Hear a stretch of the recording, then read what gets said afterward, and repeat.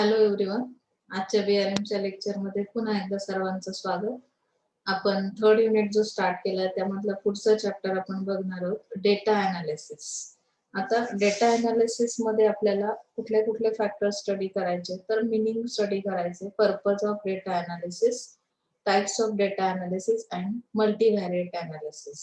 तर या पद्धतीने आपण आता पुढे जातोय. आपण मागच्या लेक्चरला tabulation of data, data processing अशा पद्धतीने स्टडी कंटिन्युअसली आतापर्यंत इथे आलोय. आता ऍक्च्युअली डेटा अनालिसिस म्हणजे काय आहे, हा प्रश्न बऱ्याच मुलांना पडला असेल की अनालिसिस करायचं म्हणजे मॅडम नक्की काय करायचं इथे.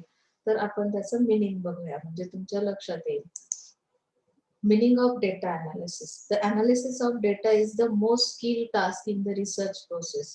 It calls for the researcher's own judgment and skill. Analysis means a critical examinations of the assembled and grouped data for studying the characteristics of the object under study and for determining the patterns of relationship among the variables relating to it. आता actually जी आपण research process आतापर्यंत study केली त्यामधला हा सगळ्यात मोठा task आहे की डेटा अनालिसिस करणं. मग हे कसं केलं जातं, तर रिसर्चर जो आहे, जो ऍक्च्युअली रिसर्च करतो, तर त्याचं ओन जजमेंट काय आहे, त्याची जजमेंटल लेवल कशी आहे, स्किल्स कसे आहेत त्याच्याकडे. मग अनालिसिस करताना आपल्याला काय करायचंय की critical examination of the assemble and group data.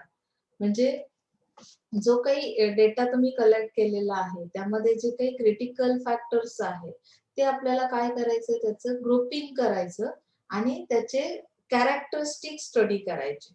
ज्याच्यामुळे आता कॅरेक्टरिस्टिक्स म्हणजे कुठले असतील, object under study, characteristics of the object under study, म्हणजे जे आपले ऑब्जेक्ट आहेत रिसर्चचे. आता तुम्ही टॉपिक सपोज मी जसं तुम्हाला एक्झाम्पल दिलं की डिजिटल मार्केटिंग वर किंवा रुरल मार्केटिंग वर तुम्ही जर रिसर्च करताय, तर माझं मेन ऑब्जेक्ट काय आहे की सपोज डिजिटल मीडिया कुठपर्यंत पोहोचला, त्याचा एरिया किती वास्ट आहे किंवा डिजिटल मीडिया वापरणारा कस्टमर किती आहे, बरोबर. मग मला कॅरेक्टरिस्टिक्स कुठले स्टडी करायचे की माझ्याकडे असेंबल केलेला डेटा ओव्हरऑल सगळ्याच पॉप्युलेशनचा ऑल कस्टमर्स त्यामध्ये आहे, पण डिजिटल मीडियाशी कनेक्टेड किती कस्टमर आहेत. मग मी पर्टिक्युलर एक कॅरेक्टरिस्टिक कसं चूज केलं की माझं ऑब्जेक्ट ते आहे की मला फक्त आणि फक्त कुठले कस्टमर्स अपेक्षित आहेत की जे आता सध्या एक्झिस्टिंग सिस्टीम जी आहे त्यामध्ये किती कस्टमर कनेक्टेड आहेत डिजिटल मीडियाला. ओके, म्हणजे मी काय केलं की जो असेंबल केलेला डेटा आहे, ग्रुप ऑफ डेटा आहे, त्यातून पर्टिक्युलर एक कॅरेक्टरिस्टिक चूज केलं जे की माझ्या ऑब्जेक्ट रिलेटेड आहे and for determining the patterns of relationship among the variables relating to it. आणि त्यातून मला रिलेशनशिप काय करायचे आहे, इथे आयडेंटिफाय करायचे आहे, डिटरमाइन करायचे आहे की जे व्हेरिएबल्स मी काढलेले आहेत माझ्या रिसर्च मध्ये त्याचं एकमेकांशी रिलेशन कसं आहे ते दाखवता आलं पाहिजे. जनरली जो डेटा असतो तो कसा असतो की कॉम्प्लेक्शन्स त्यामध्ये असतात. तुम्हाला त्यावरून काही अंडरस्टँड होतं का किंवा त्यातून तुम्हाला काही मेसेज मिळतो का, तर तो मिळण्यासाठी तुम्हाला डेटा अनालिसिस करायचा आहे की माझ्यासाठी उपयोगाचा किंवा हेल्पफुल असा जो डेटा आहे तो मी काय करेल, सॉर्टिंग करेल एक प्रकारे. Both quantitative and non quantitative methods are use. म्हणजे याच्यासाठी तुम्ही कुठल्या मेथड्स अप्लाय करणार आहात डेटा अनालिसिस साठी, क्वांटिटेटिव्ह आणि non quantitative. Social research most often requires quantitative analysis involving the application of various statistical techniques. इथे सुद्धा स्टॅटिस्टिकल टेक्निक्सचा वापर केला जातो. म्हणजे सोशल रिसर्च जेव्हा करायचं असेल तर त्यासाठी क्वांटिटेटिव्ह अनालिसिस मध्ये काय केलं जातं, स्टॅटिस्टिकल टेक्निक वापरले जातात. त्याचं कारण काय की इथे मेजरमेंट्स आहेत. ऍक्च्युअली स्टॅट वापरलं जातं म्हणजे काय की इथे आकड्यांमध्ये न्यूमेरिकल फॉर्म्स जे आहेत तर त्यामध्ये तुम्हाला क्वांटिटी मेन्शन केली जाते, 1 2 3 4 5 अशा पद्धतीने तुम्हाला ते ऍप्लिकेशन यूज करावं लागतं आणि त्यानुसार तुम्ही काय करता, फाइंडिंग्स काढता किंवा तुम्हाला तुमचं आउटपुट मिळणार आहे. इथे लक्षात आलंय. म्हणून इथे डेटा अनालिसिस अशा पद्धतीने केलं जातं. According to David J Luck and Ronald S Rubin, statistical analysis means the refinement and manipulation of data that prepares them for the application of logical inferences. म्हणजे काय इन्फरन्स म्हणजे काय, तर इथे आपल्याला काहीतरी कन्क्लुजन काढता येतं, लॉजिकल कन्क्लुजन. म्हणजे अशा पद्धतीने तो मॅनिप्युलेट केला जातो डेटा स्टॅटिस्टिकल अनालिसिस मध्ये, की ज्यावरून मला काही लॉजिकल, ज्याला आपण निष्कर्ष किंवा अनुमान म्हणतो मराठीमध्ये, तर लॉजिकल असे निष्कर्ष काढता येतात, इन्फरन्सेस काढता येतात. लक्षात आलंय? त्यामध्ये आता पर्पज काय आहे, ऑब्जेक्टिव्ह काय आहेत डेटा अनालिसिसचे, की ते कशासाठी केलं जातं. तर it means it summarises large mass of data into understandable and meaningful form. मी तुम्हाला अगोदरच सांगितलं की एकत्रित कॉम्प्लेक्शन्स खूप असतात. एकत्रित डेटा जेव्हा आपल्याकडे मिळतो त्यावरून काही समज येत नाही, आपल्याला अंडरस्टँड होत नाही, बरोबर. मग त्याचं मिनिंग काहीतरी आलं पाहिजे, अशा पद्धतीने अशा फॉर्म मध्ये त्याचं सेटअप करायचं किंवा समराईज करायचा तो डेटा. लक्षात आलं? This is the role of descriptive statistics and the reduction of data facilitates further analysis. एकदा तुम्हाला एक स्टेटमेंट तयार झालं की त्याचं पुन्हा अनालिसिस करणं इझी होतं. लक्षात आलं? कन्सेप्ट समजले की पुढे काय करायचं हे आपल्याला समजतं, पण तो डेटा नुसताच घेऊन तुम्ही फिरत राहिलात, रिसर्च करायचंय मला, त्याचं अनालिसिस प्रॉपर नाही झालं तर तुम्हाला त्यावरून काहीच फाइंडिंग मिळणार नाहीये. लक्षात येतंय? Data analysis make exact description possible. आता डिस्क्रिप्शन पॉसिबल होतं कारण काय, की मला ती कन्सेप्ट क्लिअर झाली ना, की माझ्याकडे काय इन्फॉर्मेशन आहे, माझ्याकडे काय डेटा आहे. तर डिस्क्रिप्शन करणं मला इझिली पॉसिबल होणार आहे इथे, की डिस्क्रिप्टिव्ह फॉर्म मध्ये मला काही गोष्टी जर इथे प्रेझेंट करायच्या असतील रिसर्च मध्ये, काही टेबल्स बनवायचे असतील तर मी बनवू शकणार आहे. For example, when we say that the educational level of people in district is very high, the description is not specific, but when statistical measures like the percentage of literate among males and females, the percentage of degree holders among males and females are available, the description becomes exact. म्हणजे इथे काय केलं मी, की statistical form मध्ये तो data available केला, म्हणजेच काय केलं, की ऍक्च्युअल पर्सेंटेज काढले.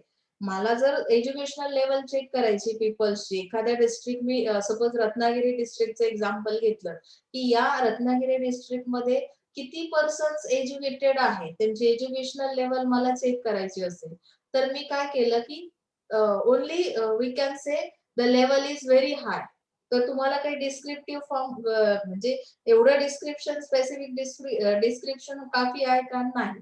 मग तुम्हाला काय अपेक्षित आहे तुमच्या रिसर्चसाठी, की तो जेव्हा डेटा अनालिसिस केला जाईल आणि ते एक्झॅक्ट फिगर्स दिल्या जातील, मेल किती लिटरेट आहे, त्यांचं पर्सेंटेज किती आहे, फिमेल किती लिटरेट आहे, किंवा डिग्री होल्डर्स किती आहेत, त्यावरून मला एक्झॅक्ट डिस्क्रिप्टिव्ह फॉर्म मध्ये तो डेटा अवेलेबल होईल. म्हणजे मी काहीतरी त्यावरून कन्क्लुजन काढू शकेल किंवा इन्फरन्स मला कळेल. लॉजिकल इन्फरन्स काय सांगतो, सपोज इथे मेल फिमेलचं जे पर्सेंटेज आहे 70च्या अबव आहे, म्हणजे मोस्टली जी काही पीपल्स आहेत रत्नागिरी डिस्ट्रिक्ट मधले ते कसे आहेत, लिटरेट आहेत.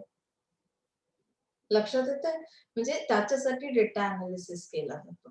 Data analysis facilitates identification of the causal factors underline complex phenomena. म्हणजे कॉम्प्लेक्सिटी काढून टाकली जाते इथे आणि त्याचं रिलेशन दाखवण्याचा प्रयत्न केला जातो. म्हणजे कुठलं रिझनने तुम्ही तो डेटा कशा पद्धतीने अडॉप्ट केलेला आहे ते इथे एक्झॅक्ट क्लिअर होतो. What are the factors that determine variable like labour productivity और अकॅडमिक परफॉर्मन्स ऑफ स्टुडंट्स.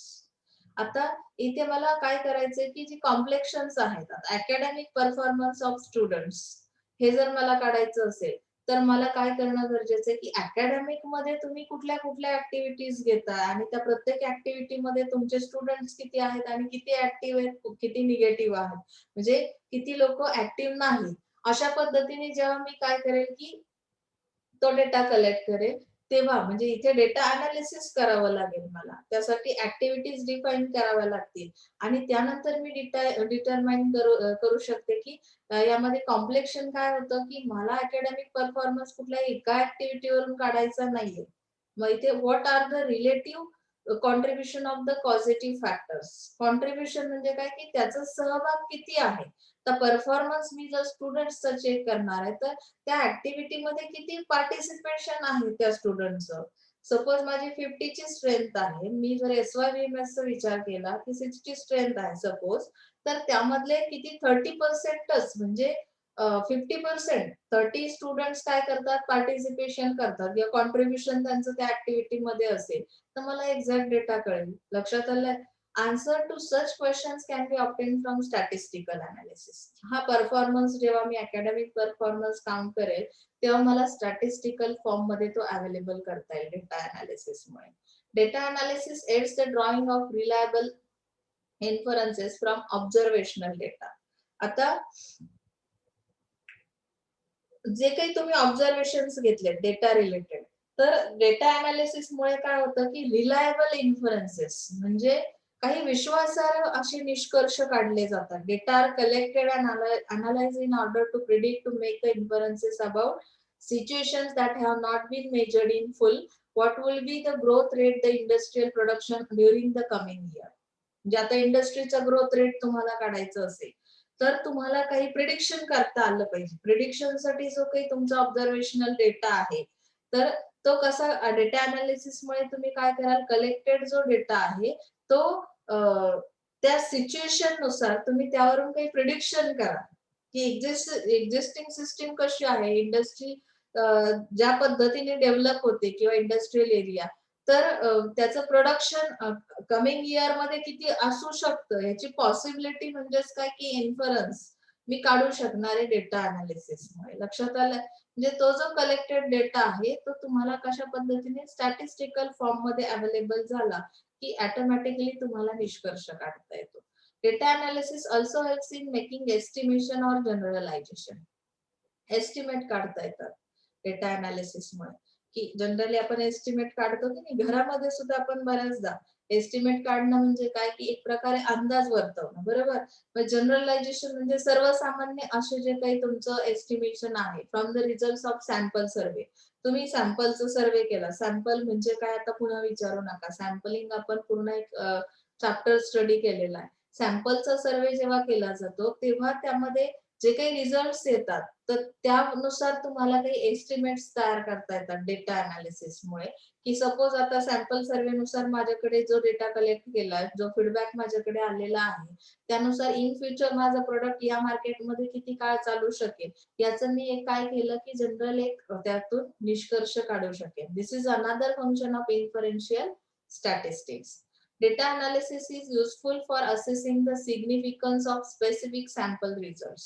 म्हणजे कुठल्याही एका पर्टिक्युलर सॅम्पलचं जेव्हा तुम्ही रिझल्ट चेक कराल, त्यावरून तुम्हाला डेटा अनालिसिस कसं युजफुल आहे त्याचं महत्व तुमच्या लक्षात येतं. Under assume population conditions this type of analysis is called hypothesis testing. म्हणजे हायपोथेसिस टेस्टिंग साठी सुद्धा हे डेटा अनालिसिस कसं आहे, युजफुल आहे. Okay.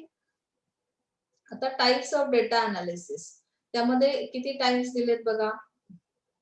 Descriptive analysis and inferential analysis. See here, descriptive analysis is largely the study of distributions of one variable. This study provides us with profiles of companies. म्हणजे आता descriptive form मध्ये तुम्हाला analysis करायचं असेल, तर त्यामध्ये तुम्हाला या स्टडीसाठी कुठलं मटेरियल अपेक्षित आहे, त्यामध्ये कंपनी प्रोफाईल आहे किंवा वर्क ग्रुप्स आहेत किंवा persons and other subjects on any of a multiple characteristics such as size, composition.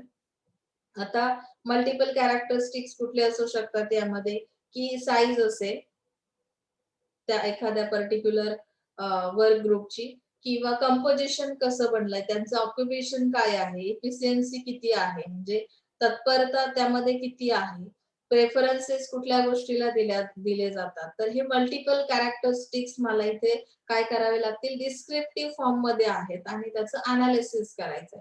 This sort of analysis may be in respect of one variable and or in respect of two variables or in respect of more than two variables. म्हणजे इथे variables एक असू शकतो, दोन असू शकतात किंवा दोन पेक्षा अधिकही असू शकतात, मल्टिपल व्हेरिएबल्स पण असू शकतात. सो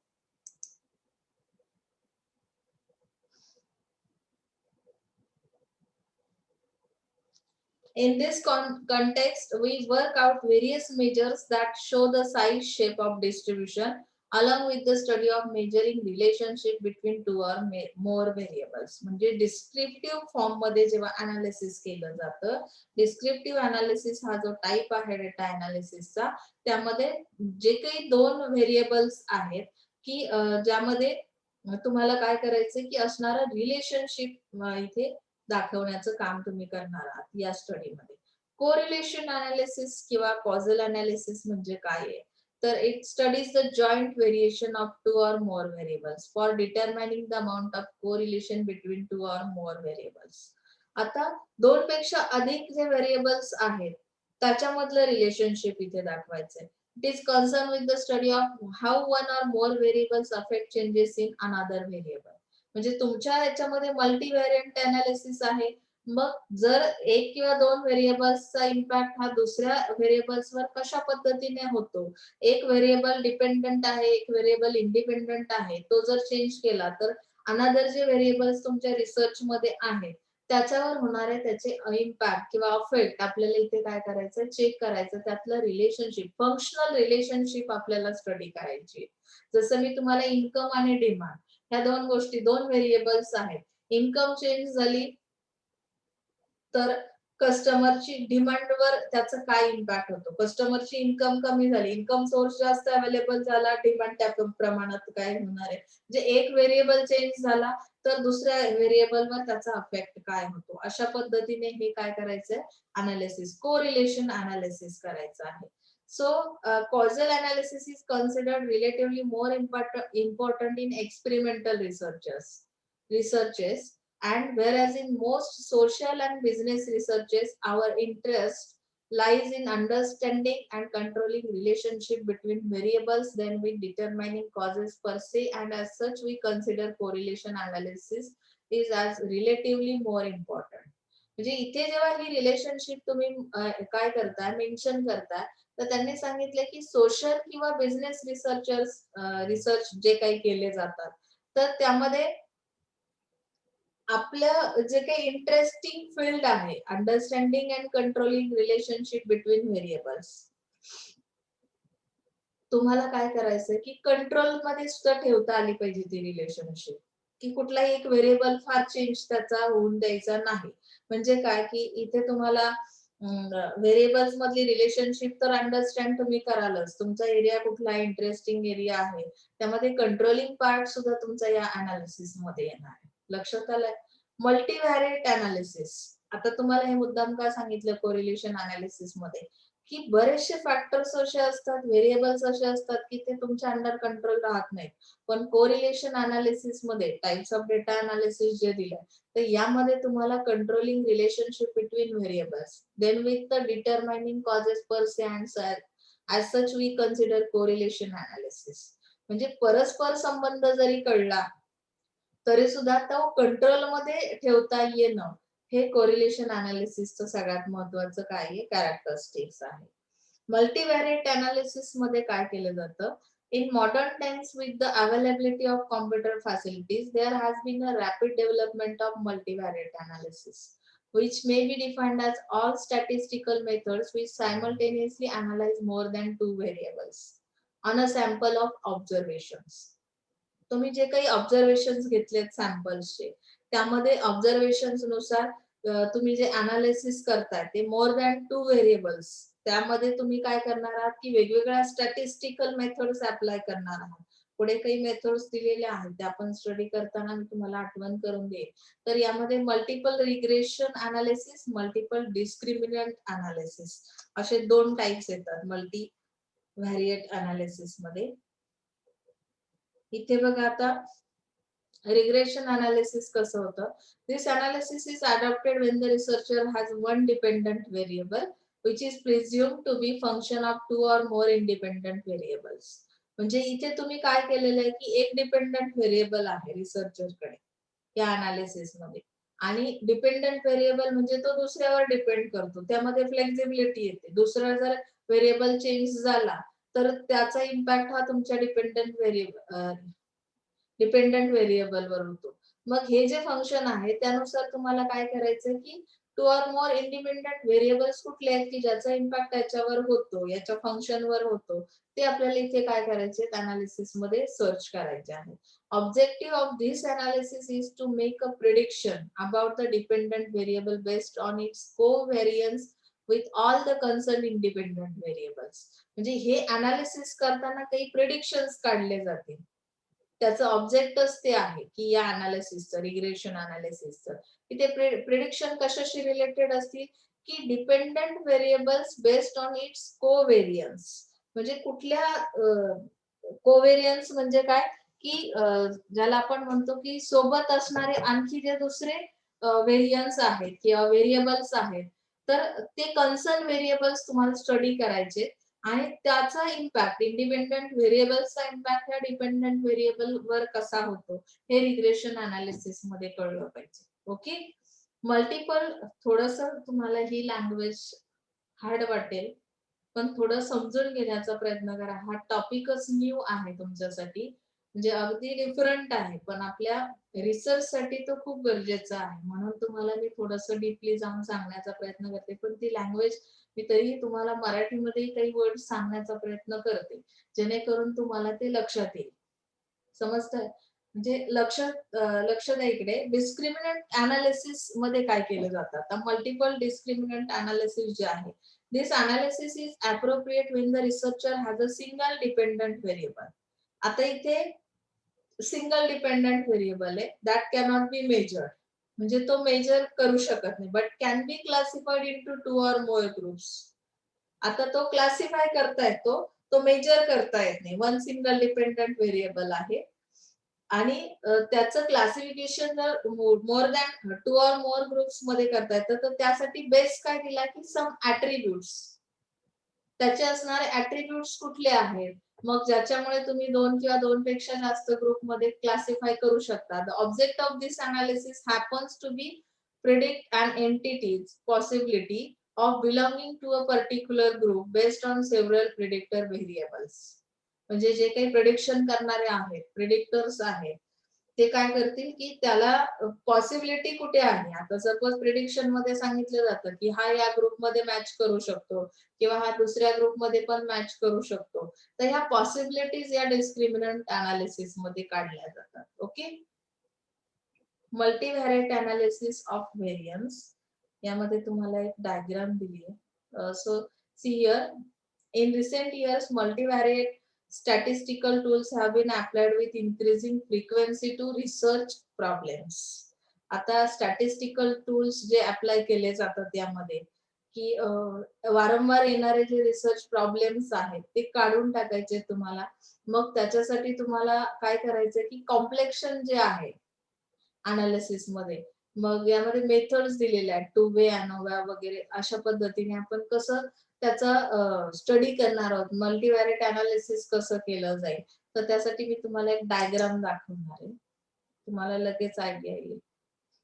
आता dependent methods, interdependent methods. मल्टीव्हॅरिएट analysis करताना आपल्याला ह्या दोन मेथड्स दिलेल्या आहेत. Discriminant analysis, multiple regression, multi-dimensional scaling, conjoint analysis, factor analysis and cluster analysis. तुम्ही हे मेथड स्टडी केला की तुम्हाला मल्टीव्हॅरिएट अनालिसिस लगेच लक्षात येईल. आपण वन बाय वन मेथड्स बघूया.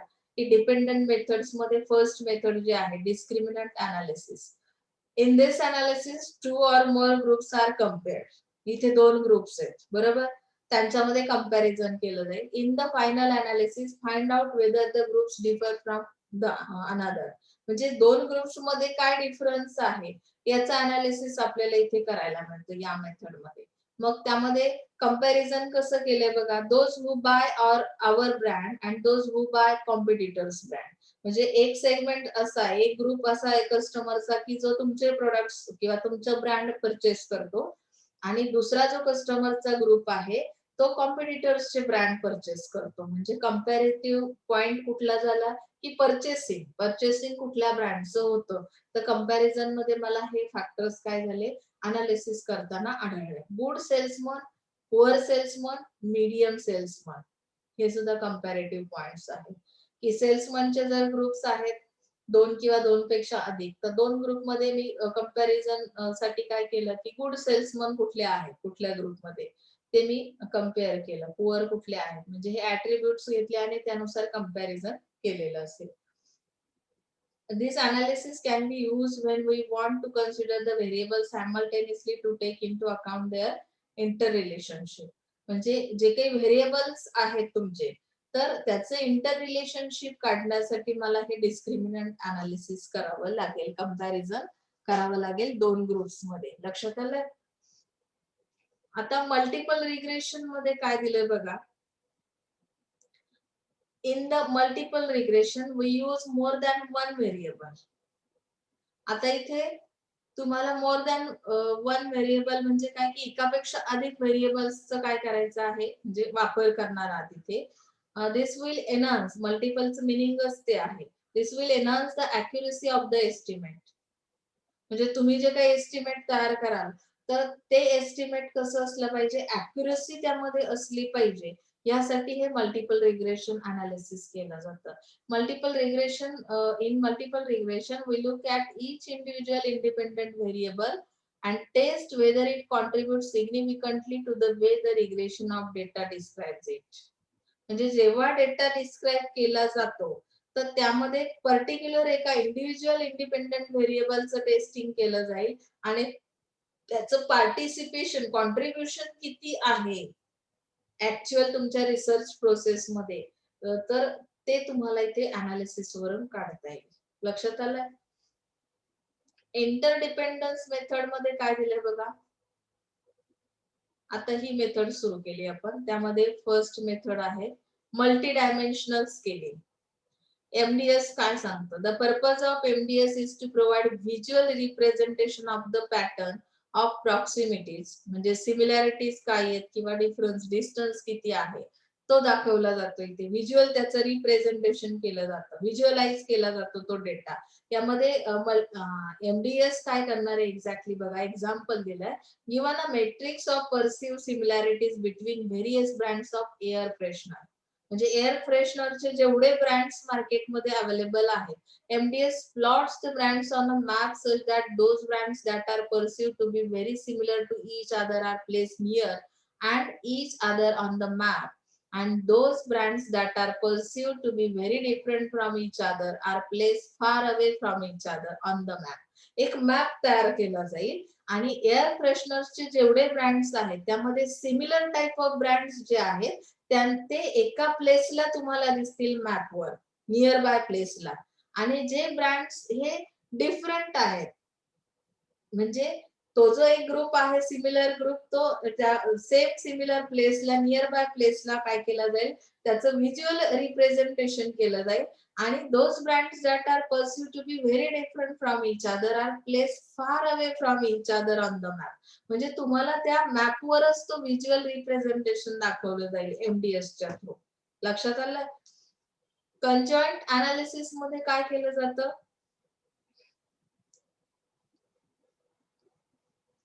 it is concerned with the measurement of joint effect of two or more attributes that are important from the customer's point of view.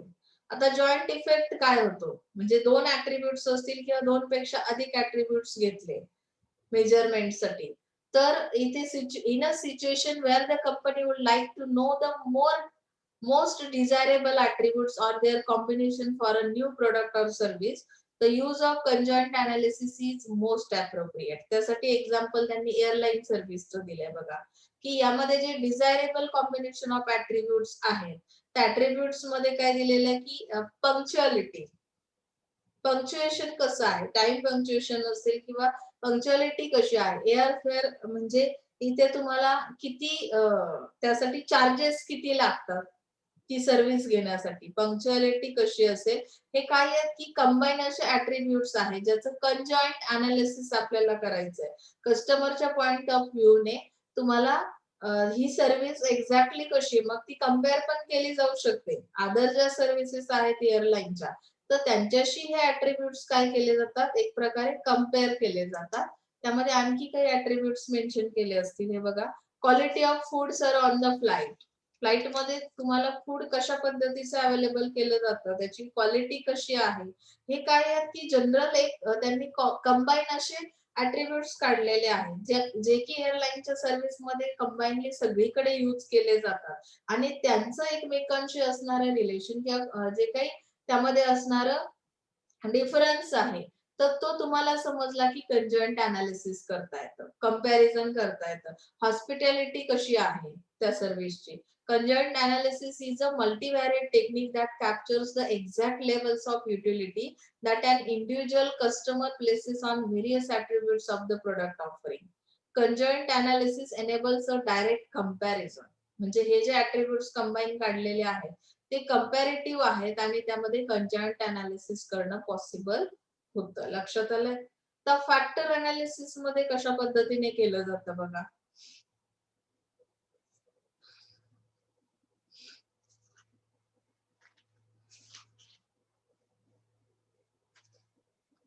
त्यामध्ये the main purpose of factor analysis is to group a large set of variable factors into fewer factors. म्हणजे large जे काही variables आहेत, variable factors आहेत, ते काही few factors मध्ये convert केले जातात. आलं लक्षात? फॅक्टर अनालिसिस मध्ये each factor will account for one or more component. म्हणजे प्रत्येक फॅक्टर मध्ये कंपोनेंट्स किती आहेत, एक असेल किंवा एकापेक्षा अधिक असतील. Each factor is a combination of many variables. म्हणजे इथे व्हेरिएबल्स खूप असणार आहेत. म्हणजे प्रत्येक फॅक्टर मध्ये कंपोनेंट्स असतील प्लस व्हेरिएबल्स असतील. There are two most commonly employed factor analysis procedure. मग त्यामध्ये फॅक्टर अनालिसिस साठी प्रिन्सिपल कंपोनंट अनालिसिस एक प्रोसिजर आहे, कॉमन फॅक्टर अनालिसिस आहे. When the objective is to summarize information from large set of variables into fewer factors, principal component factor analysis is used. कुठली method apply करायची अनालिसिसची? तर जेव्हा summarise केलं जातं, एकत्रित केले जातात, when the objective is to summarize information, जी इन्फॉर्मेशन माझ्याकडे अवेलेबल आहे की लार्ज व्हेरिएबल्स जे माझ्याकडे सेट ऑफ व्हेरिएबल्स माझ्याकडे आहेत किंवा त्याचे फ्युअर फॅक्टर्स अवेलेबल आहेत, ते कन्वर्ट करून मी फ्युअर फॅक्टर्स मध्ये घेतलेत, तर त्यामध्ये तुम्हाला अनालिसिस कुठलं केलं जाईल? Principal component factor analysis. Next, other hand on the other hand, if the researcher wants to analyze components of the main factor, म्हणजे मेन फॅक्टर मध्ये कंपोनेंट्स किती आहेत याचं स्टडी मला करायचं असेल तर कॉमन फॅक्टर अनालिसिस केलं जातं. लक्षात आलं? क्लस्टरचं मिनिंग काय आहे की एक प्रकारे इथे ग्रुप्स तयार केले जातात. आता क्लस्टर मध्ये हे कशासाठी युजफुल आहे बघा, cluster analysis to classify persons or objects into small number of clusters or groups. म्हणजे क्लासिफिकेशन केलं जाईल इथे की पर्सन्स आहेत तुमच्याकडे किंवा काही ऑब्जेक्ट्स आहेत रिसर्च साठी वापरले जाणारे, ते काय केले जातील, त्याचे स्मॉल स्मॉल ग्रुप्स केले जातील किंवा cluster, small number of clusters तयार केले जातील to identify specific customer segment for the company's brand. म्हणजे आता तुमच्याकडे सेगमेंट्स खूप आहेत, ए बी सी डी असे वेगवेगळे ग्रुप्स आहेत. मग कुठल्या ग्रुपची डिमांड काय, रिक्वायरमेंट काय आहे, कुठल्या कंपनीचं ब्रँड ते यूज करणार आहेत, तर ते आयडेंटिफाय करण्यासाठी तुम्हाला क्लस्टर अनालिसिस करावं लागेल. लक्षात आलं? कारण की आता first A group, A segment जो आहे कस्टमरचा, तो असेल मेलचा सपोज. सेकंड बी जो ग्रुप आहे तो फिमेलचा आहे. मग त्यांच्या रिक्वायरमेंट कुठल्या आहेत, कुठल्या कंपनीचे ब्रँड ते प्रेफर करतात, हे मला आयडेंटिफाय करता येतं क्लस्टर अनालिसिस वरून. लक्षात आलं? Cluster analysis is a technique used for classifying objects into groups and this can be used to sort data. मग आता डेटा कुठला सॉर्ट केला जातो क्लस्टर अनालिसिस मध्ये? Number of people, companies, cities, brands और एनी अदर ऑब्जेक्ट्स. म्हणजे हे objects आहेत ते काय केले जातात, डिफरंट डिफरंट ग्रुप मध्ये टाकले जातात, सेगमेंटेशन केलं जातं into homogeneous groups based on their characteristics. म्हणजे होमोजेनियस ग्रुप केव्हा बनतो की जेव्हा त्यांचे कॅरेक्टरिस्टिक्स सेम सिमिलर असतील, ते लोक किंवा ते पर्सन्स किंवा ते कंपनीज काय केल्या जातात, एका ग्रुपमध्ये टाकल्या जातात. Okay. multivariate analysis methods are typically used for. आता multivariate analysis method कुठे यूज केली जाते? कन्झ्युमर अँड मार्केट रिसर्च, तुम्हाला कस्टमर रिसर्च करायचं असेल किंवा मार्केट रिसर्च करायचं असेल, तिथे मल्टीव्हॅरिएट अनालिसिस मेथड वापरली जाते. Quality control and quality assurance across a range of industries such as food and beverage, paint, pharmaceutical.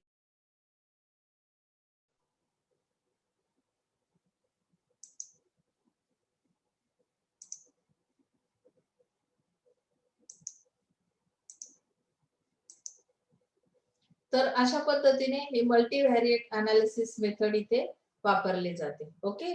Process optimization and process control. इथे तुमचं जे काही ज्याला आपण म्हणतो फेवरेबल कंडिशन कुठल्या आहेत, फेवरेबल अशी प्रोसेस कुठली आहे किंवा कंट्रोलिंग मेथड कुठल्या आहेत, त्याच्यासाठी सुद्धा काय केलं जातं, मल्टीव्हॅरिएट अनालिसिस केलं जातं. R&D डिपार्टमेंट मध्ये सुद्धा मल्टीव्हॅरिएट अनालिसिस वापरलं जातं. तर इथे आपला हा जो चॅप्टर आहे तर तो डेटा अनालिसिसचा संपलेला आहे. तर त्यानंतर आता आपण हे जे क्वेश्चन्स आहेत ते तुम्ही सॉल्व्ह करायचे. तर आजच्यासाठी इथेच थांबतोय आपण. काही अडचण असेल तर विचारायची. या थर्ड युनिट मधला आपला पुढचा जो चॅप्टर आहे इंटरप्रिटेशन ऑफ डेटा, आपण पुढच्या लेक्चरला स्टार्ट करूया. So thank you so much.